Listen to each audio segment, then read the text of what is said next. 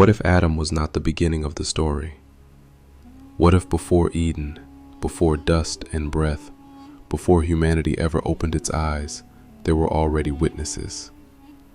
The Bible hints at a mystery most sermons never touch: a time before man, a council before Eden, and beings Scripture calls the sons of God. Who were they, and why were they there before us? In the book of Job, God asks a haunting question.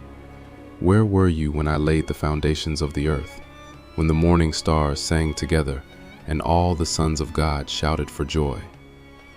Before the earth was formed, before mountains rose or oceans moved, the sons of God were already there. They were not human. They were not born of dust. They existed before Adam, before Eden, before history began. They watched creation unfold. They celebrated it. They witnessed the birth of the world. Ancient Scripture reveals something many believers have never been taught. God did not rule alone. Psalm 82 speaks of God standing in the midst of a divine assembly. The oldest biblical manuscripts reveal that the nations were divided according to the number of the sons of God. These beings formed what scholars call the divine council. Think of it as a heavenly government, God as king, the sons of God as rulers, administrators, and guardians. They were entrusted with authority. They were given responsibility. They were assigned oversight of creation. But authority always carries risk. Scripture tells us that not all of them remained faithful.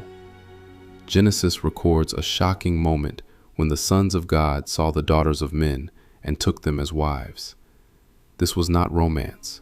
It was rebellion. They abandoned their divine roles, crossed a forbidden boundary, and corrupted what God had made. Their offspring became known as the Nephilim, giants of old, men of renown. Not myths, not fairy tales, but living symbols of defiance. Ancient traditions preserved in Ethiopia describe how these beings revealed forbidden knowledge to humanity, teaching warfare, sorcery, manipulation, and deception. Violence spread across the earth. Creation descended into chaos. God's response was decisive. The New Testament confirms that angels who abandoned their proper dwelling were bound in chains of darkness, reserved for judgment.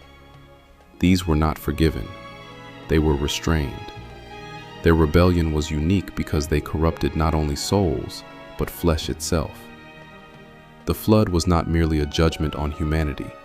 It was a cosmic counterstrike. The giants were wiped away. The rebel sons were imprisoned. Creation was reset. But the war was not over. Then God did something no angel expected.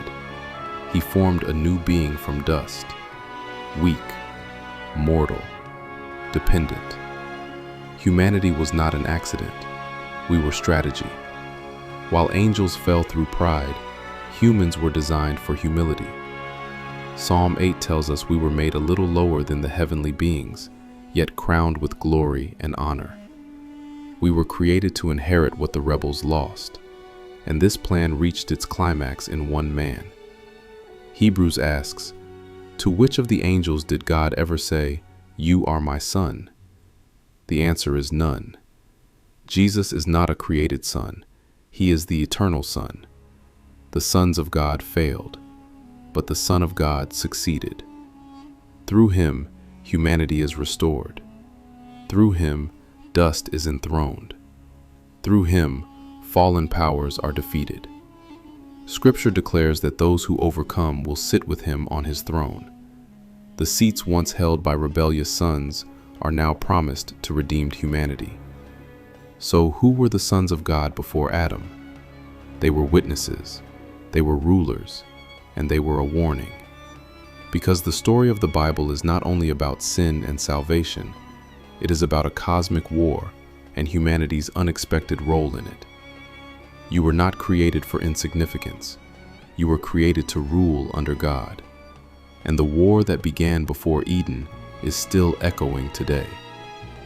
Subscribe to Ancient Echoes Hub for hidden truths you wouldn't find anywhere.